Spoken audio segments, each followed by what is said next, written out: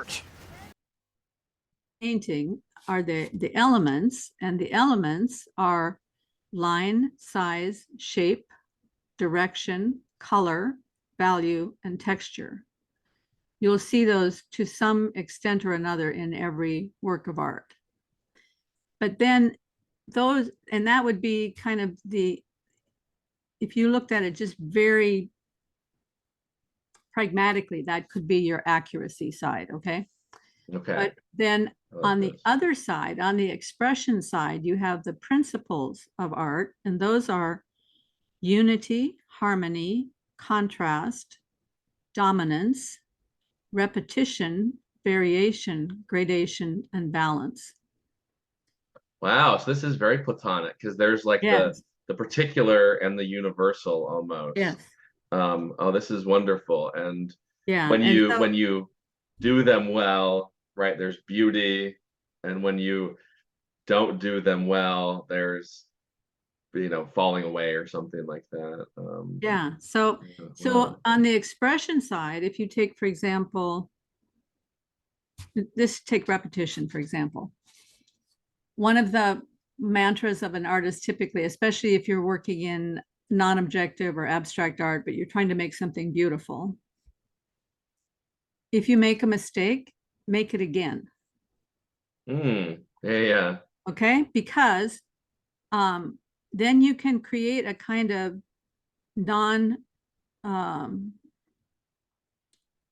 what is the word? Non-identical repetition. And so this non-identical repetition moving around the frame draws the eye, and the eye has a place to follow the trajectory and enjoy the journey. But you wouldn't want to overdo repetition. If you overdo repetition, you get something like wallpaper. Yeah.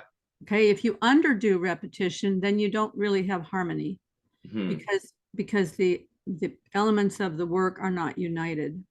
Right, and that's the same in science, right? Because if you're studying a phenomenon and there's nothing in common between the various experiments you do, you don't have a scientific observation or insight or anything. But if it's so specific that it probably doesn't even matter to the world, or it doesn't, like, all people have skin is not going to be like the front page of a top tier science journal, right? It's repetition everywhere. It's the truest. I used to teach research methods because I love teaching. And so when I was in graduate school, I would teach, and I was, that you have to kind of instill that any idea doesn't make a science experiment. And so you can use a really like bad idea. So yeah, so I really, now I'm starting to resonate and see what you're interested in or what you're about, so to speak. Okay, so let's take another one of the principles, dominance. Right, I heard you talking about that with this on your podcast. Yeah. Okay, so well, just briefly for those who didn't hear it, the idea of dominance is that when you want to bring unity to a piece, one of the things that happens with these elements and principles is that you can't be thinking about them while you paint. Otherwise, it would be like thinking about your scales when you're playing a piano piece. You can't be thinking about that, or you wouldn't be able to play with emotion and with beauty and everything else. So you paint, you internalize these things, Right. and then you paint. And while you're painting, you stop occasionally, step back, and say, okay, do I have unity? Do I have harmony? Do I have enough contrast? And as you're looking at it, let's say you're looking at it, you're saying, for some reason, it's not unified. What's the problem? Well, one of my big problems when I'm painting is that I always tend to do things kind of half-half. I have half large shapes, which makes sense, because if you want to be fair to all the elements and represent everything fairly, then you might bias in that direction. But then there's no, like you're saying too, even with the repetition, there's no real story or uniqueness when it's an equiprobable creation or something like that. So exactly.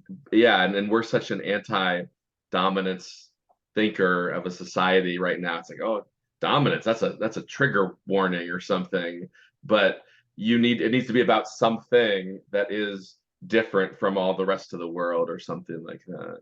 Well, so there's a couple of things in Yeah. there. One of them is that disequilibrium is very, very important for the development of complexity. Yeah, that's true in Zen too. They Right? point that out in Yeah. some of the studies Well, I've done. it's true in all the realms of science as Well, well. we're in disequilibrium right now. We're trying to Yeah. live and dying simultaneously, right? Like, so you were Yeah. talking about how the universe and art mirror each other. And Yeah. so it makes perfect sense that that would be a just a dominant theme, because the most beautiful flower, part of its beauty is it's temporal, right? It's not going to be Yeah. there forever.